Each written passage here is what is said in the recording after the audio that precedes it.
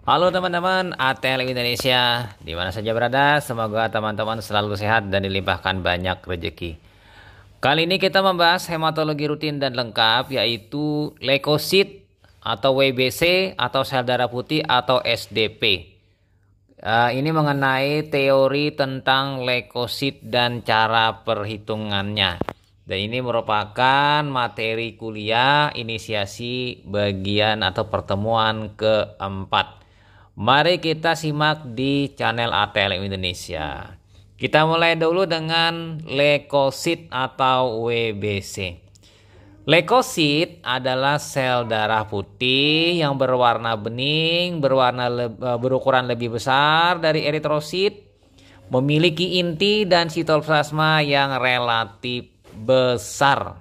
Jadi di dalam tubuh kita, di dalam sel darah, ini merupakan sel yang dominan ya, cukup dominan dan berperan dalam sistem imun.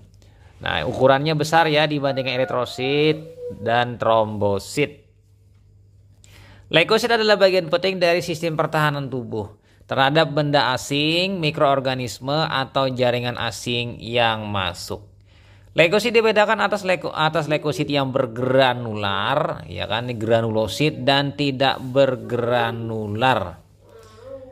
Lanjut lagi ya.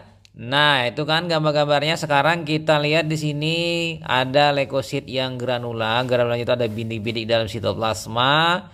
Bintiknya itu ukuran kecil, sedang dan besar. Sementara yang tidak bergranular adalah tidak ada sama sekali di dalam sitoplasmanya. Oke, lanjut ya di sini.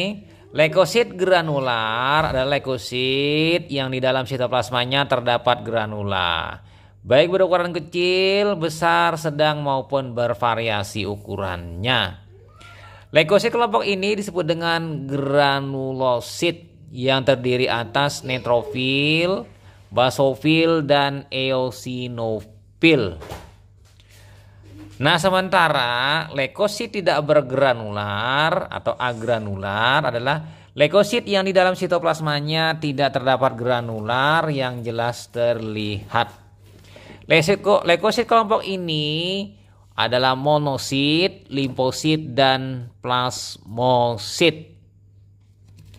Ada kalanya terdapat granular sehingga disebut dengan granular azurofil. Nah, ini ya. Kadang-kadang ditemukan ya pada limfosit atau monosit. Biasanya lebih pada monosit. Kita pindah ke fungsi leukosit. Fungsi leukosit di sini adalah fungsi defensif, fungsi untuk mempertahankan tubuh terhadap benda-benda asing termasuk mikroorganisme penyebab infeksi. Sementara fungsi reparatif, ini fungsi untuk memperbaiki atau mencegah terjadinya kerusakan, terutama kerusakan vaskular atau pembuluh darah. Nah, kita pindah ke normal leukosit. Dalam darah tepi orang dewasa mengandung leukosit yang jumlahnya berkisar antara 4,5 sampai dengan 11 kali 10 pangkat 3 sel per milimeter kubik atau 4.500 sampai dengan 11.000. Literatur lain mengatakan 6.000 sampai dengan 10.000. Jadi variasi nilai ini tergantung dari masing-masing, sehingga ada yang mengeluarkan dalam bentuk nilai rujukan untuk membedakan populasi sehat dan populasi sakit. Pada neonatus atau bayi baru lahir jumlahnya mencapai 10.000 sampai 26.000 kali 10 pangkat 3 per milimeter kubik. Anak umur 1 tahun 6,0 sampai dengan 18 kali 10 pangkat 3. Sementara umur anak 4 sampai 7 tahun 5,0 sampai 15,0 10 kali 10 pangkat 3. Untuk anak umur 8 sampai 12 4,5 sampai dengan 13,5 kali 10 pangkat 3 per milimeter kubik. Jadi di sini variasinya untuk nilai leukosit ya berbeda tiap umur. Nah, kita pindah ke makna klinis. Makna klinis yang kita dapat dengan melakukan penghitungan leukosit itu pertama adalah leukositosis. Ini peningkatan jumlah leukosit di atas normal. Misalnya tadi batasnya itu 11.000, berarti 12.000, 13.000, 14.000 adalah sudah masuk leukositosis. Leukopenia ini adalah penurunan jumlah leukosit di dalam berdasarkan nilai batas normal ya. Misalnya leukositnya 2000, 1500. Ini adalah leukopenia. Nah, kasus ketiga untuk makna klinisnya yaitu reaksi leukemoid. Ini adalah leukositosis reaktif yang bukan proses keganasan. Jadi ini adalah benigna, ya, jinak. Dengan sel-sel leukosit imatur dan matur yang memasuki sirkulasi dalam jumlah berlebihan. Jumlahnya di bawah 50.000 sel per milimeter kubik darah. Sementara kasus lain, leukemia. Ini adalah leukositosis berat karena keganasan atau maligna ya pada organ hemopoietik, misalnya sumsum tulang. Dengan leukosit matur dan dominan imatur di dalam sirkulasi darah di atas 50.000 hingga bahkan 500.000 sel per milimeter kubik darah. Jadi ada 4 diferensiasi yang didapatkan bila mengalami gangguan jumlah leukosit. Kita pindah ke indikasi hitung leukosit. Pertama, tes rutin sebagai bagian dari tes darah lengkap full blood count atau CBC, complete blood count. Untuk menentukan leukositosis, ya misalnya pada infeksi, inflamasi, anemia, leukemia. Atau untuk menentukan leukopenia, misalnya pada depresi sumsum tulang, iradiasi, toksik karena obat anti kanker, malnutrisi, infeksi virus. Atau pemantauan pengobatan, misalnya melihat orang dengan infeksi setelah diberikan pengobatan mungkin harus kembali ke normal leukositnya. Ini dipantau, misalnya terapi antibiotik. Kita pindah ke metode penghitungan. Metode pemeriksaan ada 2, yaitu cara otomatis menggunakan mesin penghitung sel darah otomatis, hematologi analyzer, dan cara manual menggunakan kamar hitung yaitu hemositometer ya dengan bilik hitung. Saat ini sudah banyak laboratorium yang menggunakan cara elektronik yaitu mungkin dengan resistensi impedance, ini biasanya yang 3 dip, dan scatter light, ini adalah penghamburan cahaya. Jadi dikombinasikan nanti akan ditemukan 5 dip atau 6 dip. Kemudian cara manual menggunakan metode kamar hitung dengan alat hemositometer ini masih tetap dapat diandalkan. Asalkan dilakukan dengan teliti ya. Karena dengan teliti maka hasilnya akan lebih baik. Nah, kita pindah ya di sini. Selanjutnya ini yang hematologi analyzer. Secara analyzer ya, metode otomatis. Nah, pada gambar terlihat di situ WBC itu adalah white blood cell 23,0 kali 10 pangkat 3 per mikroliter. H itu high, tinggi ya. Jadi teknik hematologi analyzer ini dapat dilakukan terhadap banyak sampel. Sampelnya banyak, jadi satu seri misalnya langsung mengerjakan 10, langsung dalam hitungan beberapa menit selesai. Waktunya singkat, bisa dikoreksi dengan adanya flag, misalnya adanya flag NRBC, tadi ada flag R ya, flag H ya. Kemudian alat hematologi analyzer leukosit ini pakai istilah WBC, white blood cell. Penghitungan dilengkapi dengan flag H dan L. H itu tinggi, low itu rendah. Jadi H ini leukositosis, L ini adalah leukopenia. Nah, kita pindah ke hitung leukosit manual. Hitung leukosit manual itu sampel darah diencerkan dengan larutan truk yang mengandung asam lemah di sini, asam asetat. Sehingga sel-sel eritrosit dan trombosit lisis dan leukosit tetap ada, dan dihitung selnya dalam kamar hitung menggunakan mikroskop. Nanti menggunakan lensa objektif 10 kali atau 40 kali. Metode hemositometer menggunakan peralatan pipet Thoma dengan sebutir kaca berwarna putih di dalamnya. Nah, mengenai karakteristik ini teman-teman bisa melihat di video saya yang lainnya mengenai karakteristik pipet Thoma. Kaca putih ini digunakan sebagai pengaduk atau pengocok untuk mengencerkan atau pengenceran sampel darah. Masih dihitung leukosit manual, pengenceran lazim darah yang digunakan adalah 10 kali atau 20 kali. Nah, pengenceran dilakukan dengan menggunakan pipet Thoma, leukosit atau menggunakan tabung. Nah, kemudian menurut Prof Harjono tahun 2002 ya di situ bahwa cara ini penghitungan sel darah dengan prosedur kerja yang sangat teliti memiliki tingkat kesalahan pemeriksaan hingga 16% bila dibandingkan dengan metode hematologi laser yang memiliki tingkat kesalahan penghitungan mencapai 1,5%. Ini ya. Tingkat kesalahan ini akan berkurang menggunakan pengenceran tabung ya, menggunakan mikropipet hingga 8%. Mungkin kesalahan-kesalahannya sampai 16% ini kesalahan di pengenceran pipet leukosit. Nanti kita lihat ya apa saja kesalahannya. Kemudian lagi kesalahannya walaupun sudah bagus pemipetan, nanti distribusi selnya yang tidak merata ini juga menyebabkan kesalahan. Kita pindah ke larutan pengencer. Larutan truk berisi asam asetat glasial dalam Aquades. Ini menghancurkan sel-sel tidak berinti sehingga hanya sel berinti yang masih ada. Sehingga ini akan dihitung. Larutan GTMPL 1% untuk membedakan dengan larutan Hayem. Jadi juga memiliki fungsi sebagai pewarna samar pada inti leukosit. Jadi nanti adanya gentian violet. Secara samar teman-teman melihat nanti inti leukosit berwarna. Apabila tidak memiliki gentian violet maka dapat diganti dengan larutan lain, misalnya metilin blue 1%. Boleh diganti. Kalau tidak ada juga boleh diganti dengan yang lain, misalnya menggunakan fuksin. Tidak masalah ya.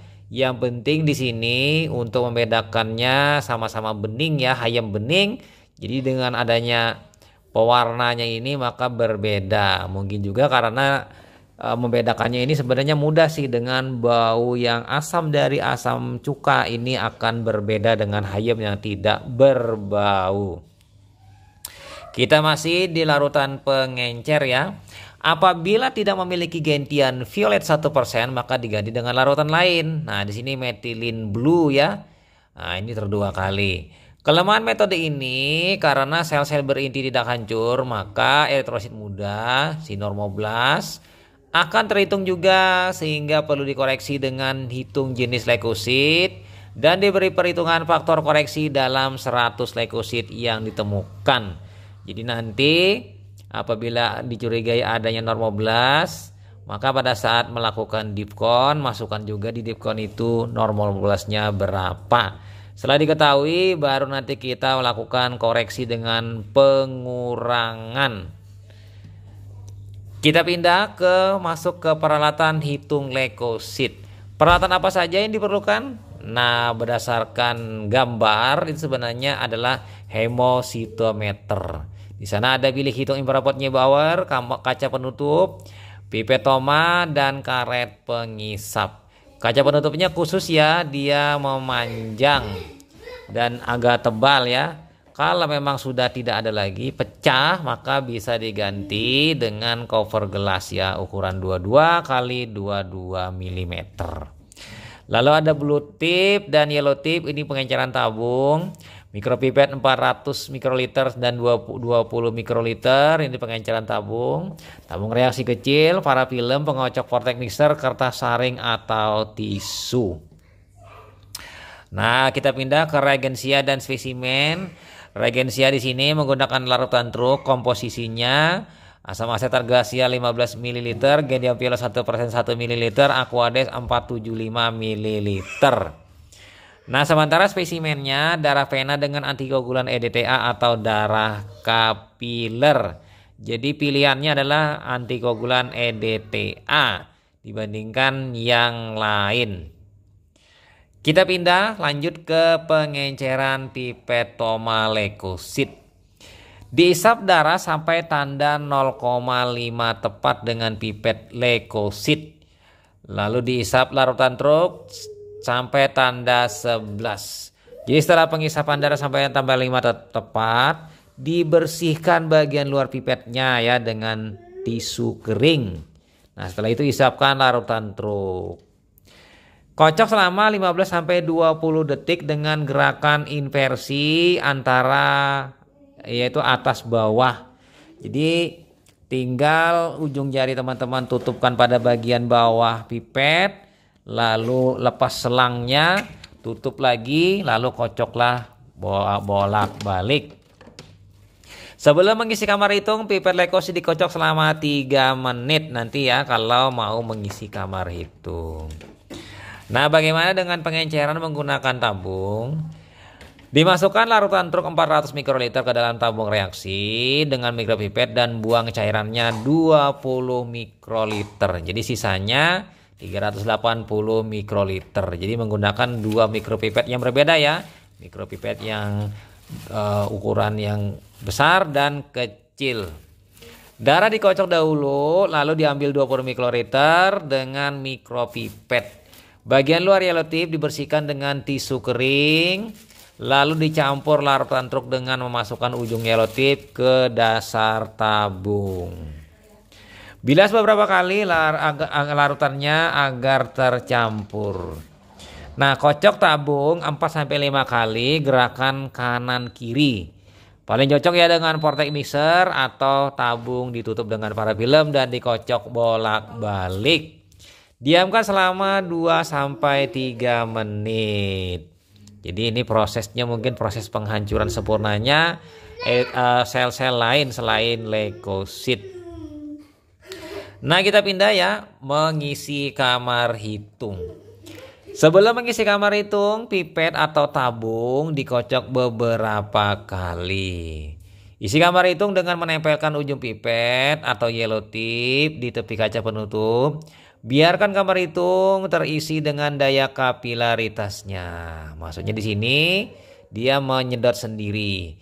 Jangan sampai berlebihan hingga akhirnya cairan melewati garis batas kedua bidang. Jadi bidang atas kita dekatkan, dia menyerap, jangan sampai dia lewat ke sebelah. Ini bisa berisiko nanti distribusi selnya tidak merata.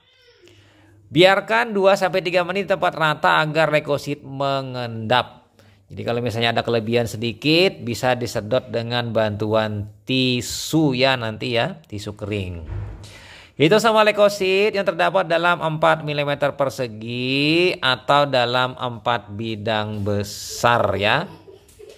Kita pindah lanjut lagi ke tingkat pengenceran.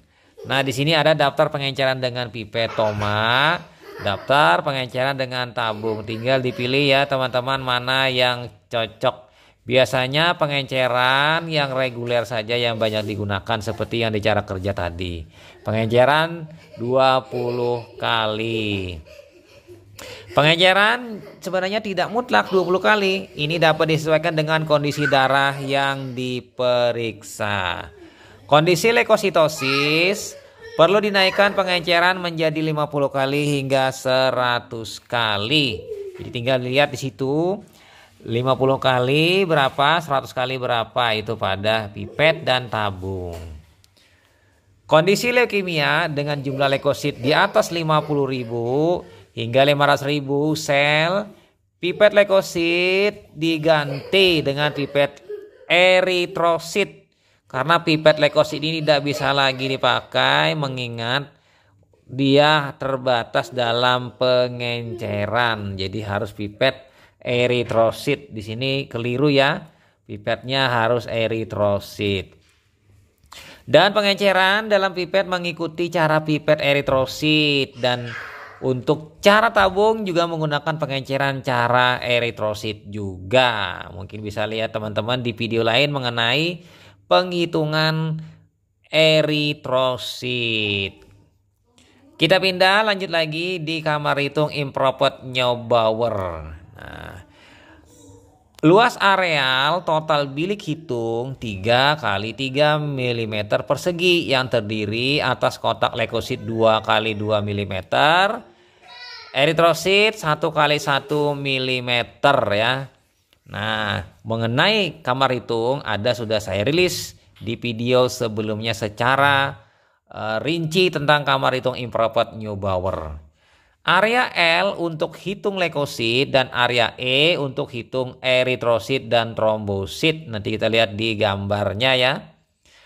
Kotak leukosit satu bidang besar atau KBH terdiri dari 4 kali 4 kotak sedang atau 1 kali 1 mm persegi. Sehingga apabila 4 bidang besar berarti 4 kali 4 kali 4 atau 16 kali 4 bidang besar atau 2 kali 2 mm persegi.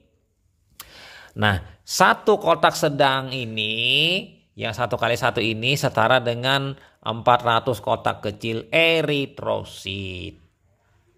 Setiap kotak sedang dalam satu bidang besar berukuran 0,25 mm kali 0,2 mm karena 1/16. Kita pindah masuk ke aturan bagi penghitungan sel.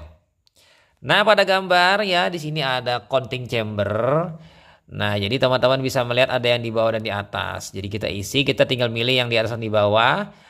Nah, pada area yang di atas kita ambil contohnya dulu ya. Di sini ada gambar garis bagi. Yang dilingkari warna biru itu adalah area leukosit. Sementara yang di bawah di tengah itu adalah area yang dilingkari warna merah adalah eritrosit. Nah, kita menghitung di bidang 1, bidang 2, bidang 3 dan bidang 4 di lingkaran warna biru jumlah leukositnya. Nah, ada 2 aturan garis singgung. Ada yang aturan warna merah itu kiri atas, warna kuning hijau itu adalah kanan bawah. Jadi tinggal pilih, cuma disepakati yang paling banyak menggunakan kiri atas yaitu merah. Masih di kamar hitung improper Neubauer, ini adalah kamar hitungnya, ada 2 jenis. Yang pertama adalah yang biasa, improper Neubauer biasa. Yang kedua improper Neubauer Brickland. Jadi di sini Brickland ini garis baginya ya kan berwarna terang, sementara kotaknya agak gelap reban. Sementara kalau yang improper Neubauer yang biasa terbalik, garis baginya gelap, kotaknya yang terang. Nah, improper Neubauer Brickland ini sejuk di mata karena tidak begitu terang, jadi tidak silau. Bilik hitung yang sangat baik digunakanlah improper Neubauer untuk hitung leukosit. Namun untuk hasil terbaik dapat menggunakan improper Neubauer Brickland. Produksi American Optical, kebetulan yang pernah saya pakai. Karena lapang pandangnya lebih jelas. Mungkin ada merek lain ya. Nah, bilik hitung jenis lain juga dapat digunakan seperti Toma, Burker, Truk, dan Vogt Rosenthal. Ini juga sudah saya bahas jenis-jenis kamar hitung. Nah, kita lihat di sini bilik hitung secara ilustrasi gambar. L itu adalah leukosit, E adalah eritrosit yang warna merah. Nah, areanya ada area 1 leukosit, area 2, area 3 dan area 4. Ini adalah kotak bidang sedang. Ada 16 kotak di satu area. Berarti 4 kali 4 sama dengan 16 kotak sedang. Yang mana 4 kali 4 ini adalah 1 kali 1 mm persegi. Atau kita ubah menjadi 4 kali 0,25 dikali 4 kali 0,25 mm ya persegi. Jadi di sini penting ya untuk melihat secara angka-angkanya. Nah, jadi yang kita hitung nanti dari sini bisa menjadi sebuah rekomendasi teman-teman ya, rumus mana yang kita pakai kalau menggunakan kotak besar hitung atau menggunakan 4 kali 0,25 seperempat kalau 0,25 ini. Kita pindah lanjut lagi ya teman-teman, di sini cara perhitungan. Nah, cara perhitungan ada dua cara. Ini cara perhitungan yang menggunakan kotak besar hitung ya. Pertama teman-teman bisa melihat dulu bidang besar yang tadi ya, ada 4 bidang besar atau masing-masing 1 mm persegi. Nah, bidang 1 misalnya kita ketemu leukositnya 40. Ya, sudah menghitung ya. Bidang kedua 50 sel, bidang ketiga 30 sel, bidang keempat ada 30 sel. Jumlahkan semuanya. Setelah dijumlahkan ternyata 150 sel di 4 bidang.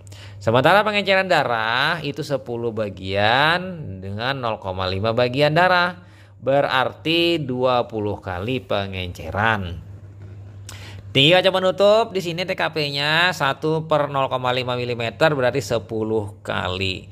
Masuklah ke dalam contoh perhitungan, yaitu rumusnya PDP kali TKP kali jumlah leukosit dibagi KBH. Nah, keterangannya di situ ya. PDP itu pengenceran dalam pipet, TKP tinggi kaca penutup, KBH kotak besar yang dihitung. Contohnya di sini leukositnya didapat tadi sebanyak 150 sel dikali 20 kali 10, maka didapatkan 7.500 sel per milimeter kubik ya, atau mikroliter. Nah, bagaimana dengan penghitungan cara lain? Nah, ini penghitungannya ya. Cara 1. Ini yang berbeda nanti ya, yang sepernya. Kotak 1 bidang besar itu 16 kotak sedang. Luas 1 bidang besar sama dengan 1 kali 1 mm persegi. Nah, dihitung 4 bidang besar berarti dikali 1 sama dengan 4. Volume kamar hitung 0,1 mm. Volumenya 0,1 mm kali 1 berarti 0,1 mm kubik. Pengencerannya 400 per 20 berarti 20 kali. Maka dimasukkan rumus 20 kali N. Ya kan? Di sini bagi 4 kali 1 kali 0,1. Berarti kalau kita hilangkan menjadi 50 kali N. N ini sejumlah leukosit. Misalnya jumlah leukositnya dapat misalnya berapa? Tinggal dikalikan. Tadi misalnya di sebelumnya tadi kita dapat 150, misalnya 50 kali 150 misalnya. Nah, cara 2. Kotak 1 bidang besar itu adalah 16 bidang sedang. Jumlah bidang sebesar adalah 4 buah. Tinggi kaca penutup 1 per 0,1 10 kali. Pengenceran 4000 per 20. Nah, ini beda sedikit ya, ini kesalahan diketikkan di sini. 400 per 20 berarti 20 kali. Nah, jadi jumlah leukosit di sini adalah PDP kali TKP kali KK. Ini bukan KK, ini KKS tidak ada ya. Ini salah perumusnya ya. Nah, kira-kira nanti kita jadi di situ tidak pakai KKS, langsung KBH saja. TKP 20 dikali 10 kali N bagi 4 sama dengan 50 kali N. Jadi di sini yang keliru adalah KKS KKH-nya dihapus karena itu adalah rumus milik eritrosit. Nah, jadi kira-kira seperti itu ya, kotak KBH namanya. Kotak besar dihitung adalah 4. Lanjut lagi kita ya teman-teman, di sini konversi satuan. Seiring dengan perkembangan zaman, maka satuan untuk pemeriksaan leukosit mengalami perubahan satuan menjadi satuan baru, yaitu satuan internasional SI.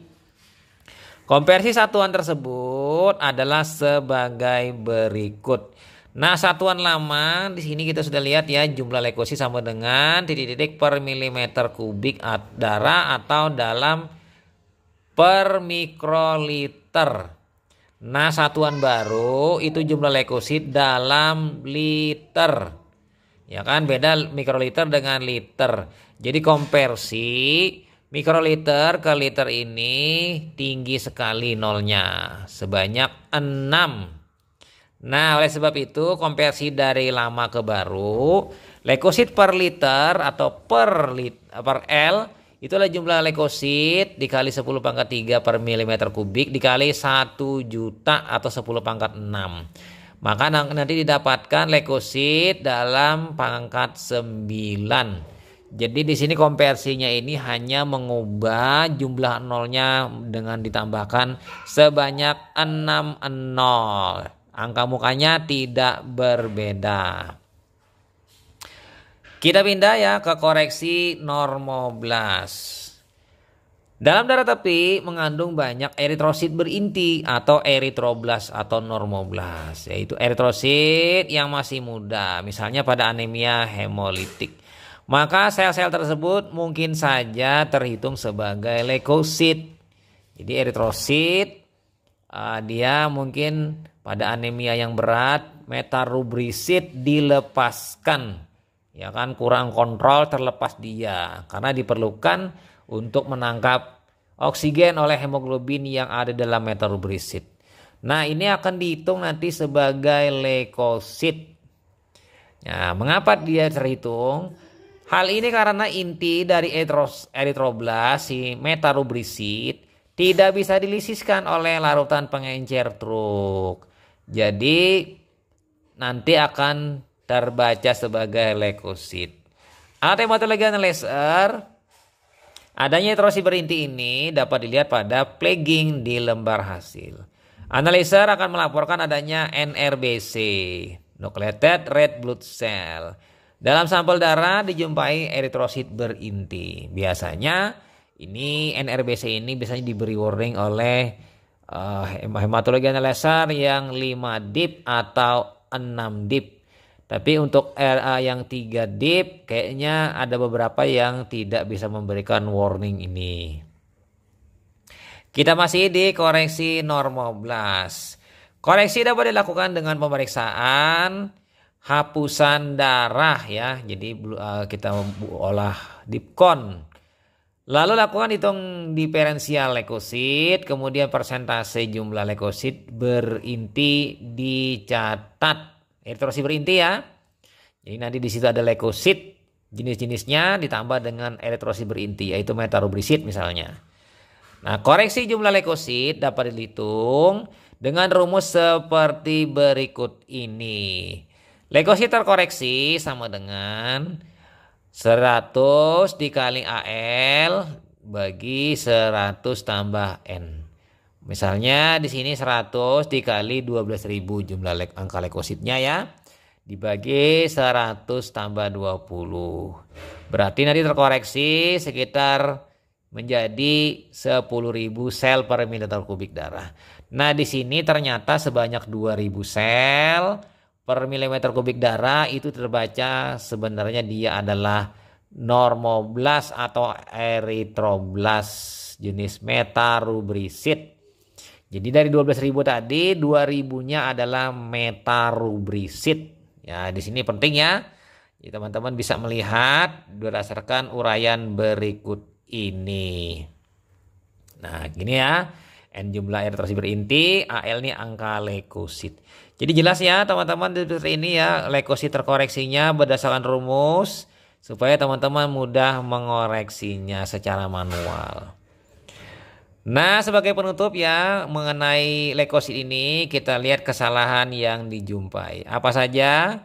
Yang pertama, kesalahannya tidak sempurna mencampur darah dengan antikoagulan. Jadi tidak dikocok sempurna. Ini bisa saja menyebabkan terjadinya bekuan ya. Bekuan ini bisa menyebabkan kesalahan dari spesimen yang kita gunakan. Yang kedua, darah kurang atau lebih dihisap dengan pipetoma. Mungkin karena darahnya sedikit atau mungkin pemipetannya yang kurang tepat sehingga kurang atau lebih.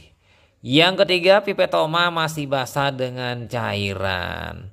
Jadi laboratoriumnya memiliki pipetoma hanya satu, pasiennya banyak sehingga di beberapa kali dicuci dulu sebelumnya. Jadi basah dengan air bisa menyebabkan terjadinya pengenceran dan bisa saja kontak darah dengan air tadi menyebabkan sel-sel darah mengalami lisis.